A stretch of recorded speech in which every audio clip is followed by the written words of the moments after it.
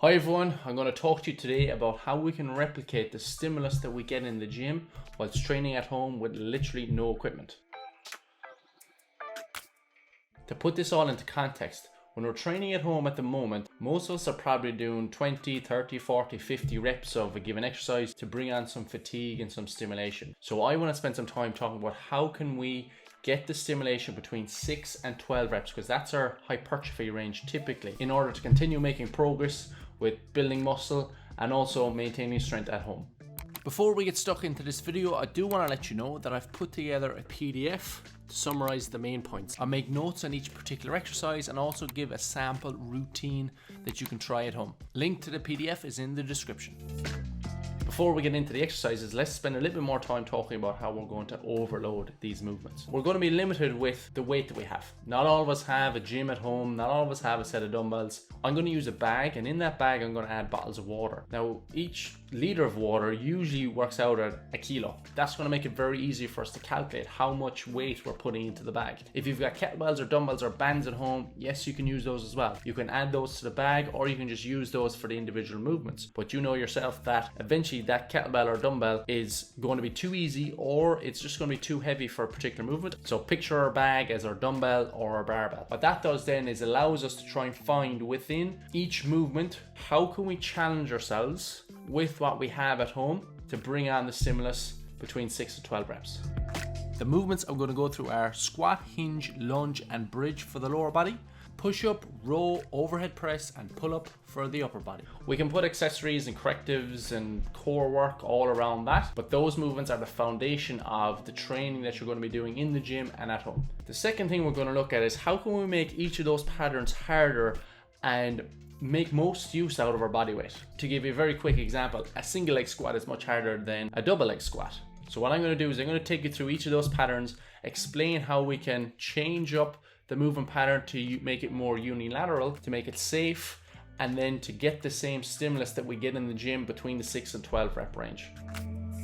Now let's move on to the first movement. We're going to be talking about squats. If you can't do 3 sets of 10 bodyweight squats, full depth with the crease of the hip below the top of the knee, that's where you need to start. I'm assuming that most people can do that. We can add our bag in front, but usually we'll need a lot of load to make this challenging. From there, we're going to start looking at doing single leg squats. We always want to make sure that the crease of the hip goes below the top of the knee, and we want to keep our form good. So we want to try and get a nice upright chest. From there then, can we load that one leg enough to get the stimulus between 6 and 12 reps? And for most of us, doing single leg bodyweight squats with perfect technique is going to be enough. We don't need to add any load. Before we proceed, I want to take you through 2 variations of a single leg squat. This first one is a classic pistol squat. What you'll notice in the bottom position is the hip, knee and ankle all tracking the same line, and there is significant lumbar spine rounding or pelvic wink when the hips go below parallel. If we compare this to a normal squat, the hips track inside the knee and the ankle, and when we hit below parallel, we're able to keep that spine in neutral. So to replicate the forces in a double leg squat, we're going to be doing a sliding single leg squat. Before we proceed, a word of caution.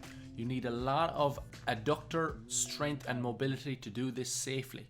But once I set myself up properly and I'm using the right technique to make sure that I'm safe, you can see the hip tracks inside the knee and the ankle in the bottom position, and I'm able to keep my spine in neutral. In order to get perfect technique, there's a couple of things we can do. First of all, raise the heel so that it's above the ball of the foot.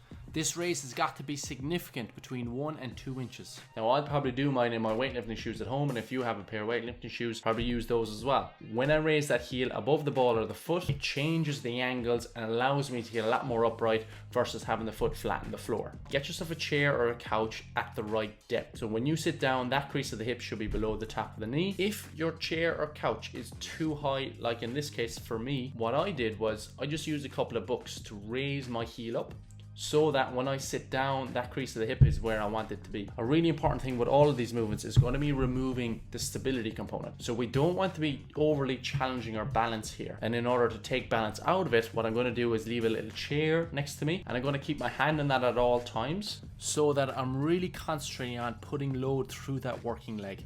This is the safest variation, and I recommend you start and stay here until you need to add load with a bag. To take a look at the role of each leg, we've got a working leg and a balancing leg. We're trying to emphasize all of the force to go through the working leg. The balancing leg is placed on something that's going to easily slide over and back on the floor. The more force we put through the balancing leg, the more force goes through the adductor, and thus the more risk of injury we have. So using that chair in front of you is going to help you load your body weight onto the working leg. If we're adding external load with a bag, it can actually be beneficial. If we hold the bag out in front, it'll help us counterbalance and get a little bit more upright. And here we go, we've got a really challenging squat pattern that's just like the stimulus we get in the gym. With regard to the hinge, what we want to do is progress that onto a single leg variation. And we want to take balance out of the equation. So we're going to be doing a staggered stance where that back leg is going to be supporting our balance. If you find this difficult, maybe you want to hold on to a table or a chair, again, to keep your balance. If you have bands, they can be useful in this situation as well, but really that bag should be the main focus of our overload. With the bag, we're going to be loading it in front, and we can use bands as well if we need to. We're taking all the same coaching cues that we do with the regular RDL. If you haven't done the single leg version before, a slight bend in the knee, hinging at the hips, and then come back up. This is one of the exercises that you're really going to have to overload with the bag if you want to get the right stimulus, again between 6 and 12 reps. Now we're going to talk about a lunge pattern. Typically we want people to start off with a split squat. So if you can't do 3 sets of 10 bodyweight split squat, then you just need to stick on those and master that. I'm assuming that most people watching this are going to be able to do bodyweight Bulgarian split squats for 3 sets of 10. Once you can do that, now we want to load. Again, we can use our bag, and this time we can load it either in front or behind. If you have bands, you can also add them in here for more resistance. If we want to make this more challenging, we can raise that front foot, and it's going to give us a little bit more range of motion so that we have a longer eccentric phase, and thus making the exercise more challenging. Again, you need to get the balance under control. This is typically an exercise where it shouldn't be a factor, but if you are finding that you are stumbling all the time, then use a chair to just assist you. When you put your hand in that chair, you're not offloading your body weight onto the chair, you're just using it to support your balance. For the bridge variation, we're going to be doing glute bridges. Now I'm sure most people can do double leg glute bridges for many reps, so from there we can progress to single leg glute bridges, offloading one leg by leaving it on the floor and driving through the opposite heel. That then will progress to a single leg glute bridge, and from there we can add load by putting our bag on our hip. This one might be difficult to totally overload because you might need a lot of weight if you're an advanced trainee. So what I would say is power or explode on the way up.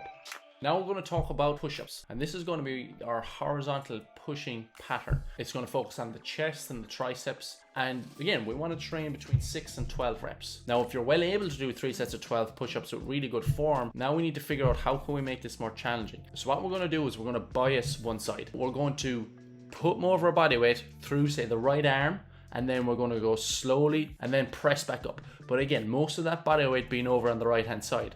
From there then we can switch over to the left arm and do the same thing on that side. And unless you can do one arm push-ups for 3 sets of 12 reps, then there you go. You've got an exercise that's going to challenge you just like you'll be challenged in the gym, and you get the same response. To give you an example of how I use these biased push-ups, if I'm going for 3 sets of 8 reps, sometimes I'll do 6 biased on the right, 6 biased on the left, and then I'll just feel like I don't have the strength in each arm to do a biased push-up anymore. So what I'll do is I'll finish off with 2 reps of regular push-ups. So that gives me a total of 6 bias plus 2 full on the right and 6 bias plus 2 full on the left. A couple of variations of this is loading with the bag on our back, and obviously that's going to make the push-ups a little bit more challenging. You can do the bias versions as well, but I would encourage you to stick with double arm regular push-ups if you are putting a load on your back, because again, you're probably not going to be able to do single arm push-ups, so there's no need to add extra load and do the biased version. Secondly, what we can do is elevate the hands so that we've more range of motion throughout the push-up, making the exercise a little bit more challenging.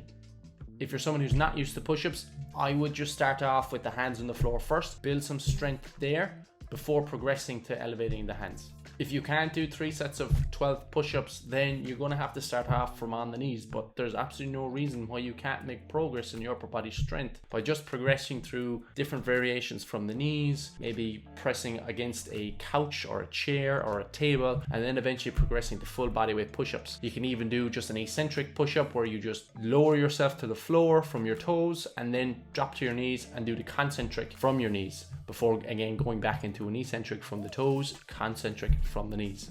Building your way up to be able to do 3 sets of 12 full push-ups. To talk about the row pattern, we can use a table. So most of us have access to a table. Now my table at home is kind of a little bit smaller and a bit unusual, so I can't get my body underneath it, so I have to come from a different angle. But most of us are going to be able to get in underneath our table. And from here we can do a row pattern. We're pulling that chest towards the table, pulling our elbows down to the ground, squeezing our shoulder blades behind our back. If we want to make this a little bit harder, we can put our feet up on a chair. Now if you can do 3 sets of 12 there, great, we can progress you on to the next level, but a lot of people are going to find that hard to do 3 sets of 12 really good form. To make it a little bit harder, what we can do is, again, we can bias, okay? So we can lean over to one side and put more emphasis on one arm, similar to how we've done it with our push-ups. We can lean on the right and then lean to the left, and that'll give us the stimulus that we want between 6 and 12 reps. If that becomes very easy, what we can do is a single arm eccentric. So we can go to the edge of the table like I am here. We can use both arms to pull up, but we are emphasizing that arm that we're using, in this case my right arm. And then on the way down, I'm just using that right arm to control that slow lowering. If you're very good at that, you can progress to just using single arm up and down. I don't think there's going to be many people who can do 3 sets of 12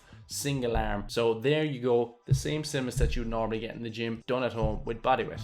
For our overhead pressing pattern, we're going to do a half kneeling single arm press, and we're going to use our bag to overload. This exercise itself is fairly challenging and we don't need a lot of weight. So when you're loading up the bag, you can start off with 2, 3, 4 liters of water and then progress that up slowly over the next few weeks. We're keeping all the same coaching cues. If we were to use a dumbbell or a kettlebell, we're trying to stabilize that body, stay nice and tall. And when we press, we're pressing in a neutral grip position. The bag should always be by your side or behind your body, not in front like this. This will put excess force through your rotator cuff and increase your risk of injury.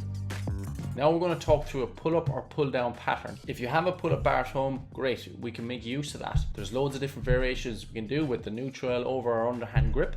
And if you can do 3 sets of 12 reps body weight, then you can add a bag to your back to make that more challenging. If you can't do 3 sets of 12 reps, we can use a chair or just elevate our body up to the level of the bar so that we can offload the body through our legs. And this is going to allow us to train that motion however we like. With this exercise, you can totally control how much force you put through your arms and thus control the stimulus and the rep range that we're aiming for between 6 and 12. If you don't have a pull-up bar at home, here's a really unique way that you can train that pattern, single arm, and overload as much as you like. Grab an old belt and set up on the door like this.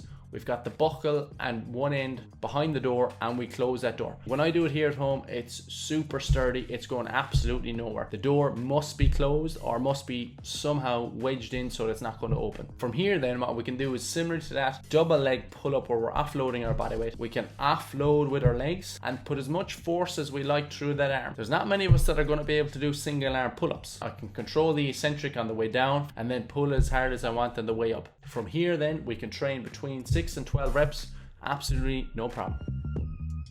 When piecing these movements into a workout, we need to consider your personal preferences, your goals, and how often a week you're going to train. If you're training 2 to 3 times a week, I would recommend a full body session each day. If you're training 4 times a week, I would recommend an upper-lower split. Overall, to maximize muscle gain, we should be aiming for between 10 and 20 sets per muscle group. And 3/4 of that work should be between 6 and 12 reps. As I've mentioned, we can put other exercises in with these workouts. Core, mobility, accessories, and sport-specific movements as examples. For rep ranges, as I said, I would like to train between 6 and 12 reps, but we can even break that down further. So we can focus on 4 sets of 6 to 8 or 3 sets of 8 to 12. Our 4 sets of 6 to 8 has a little bit more strength focus and our 3 sets of 8 to 12 has a little bit more hypertrophy focus. For the exercises that are 6 to 8 reps, we're going to want to typically take a 2 to 4 minute rest before going back into that same movement. That's not going to be a massive issue here because a lot of what we're going to be doing is unilateral. So by the time you finish the left leg and get back to working the left leg again, 2 minutes is probably going to have passed. Another good way of actually tracking the time is just make sure your breathing patterns go back to normal. So you should be breathing normally. You should not be breathing heavy before starting any of these exercises. For the 3 sets of 8 to 12 repetitions, we can take a little bit less rest, anywhere between 1 minute and 2 minutes, or even 30 seconds and 2 minutes. One vital thing to remember whilst we're doing a lot of these exercises is to control failure.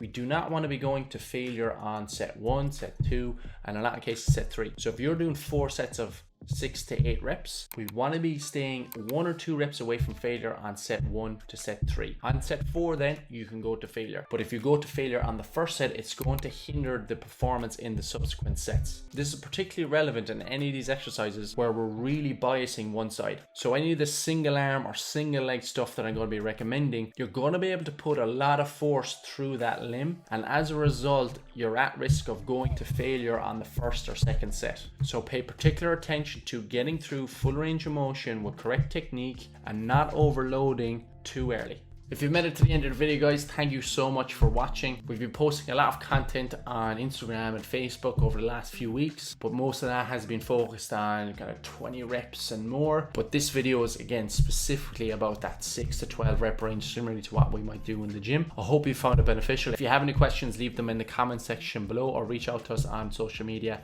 at Coach Colm or at Fit100HQ, and we'll get back to you ASAP. I hope you're enjoying your training at home. Until the next video, Slán.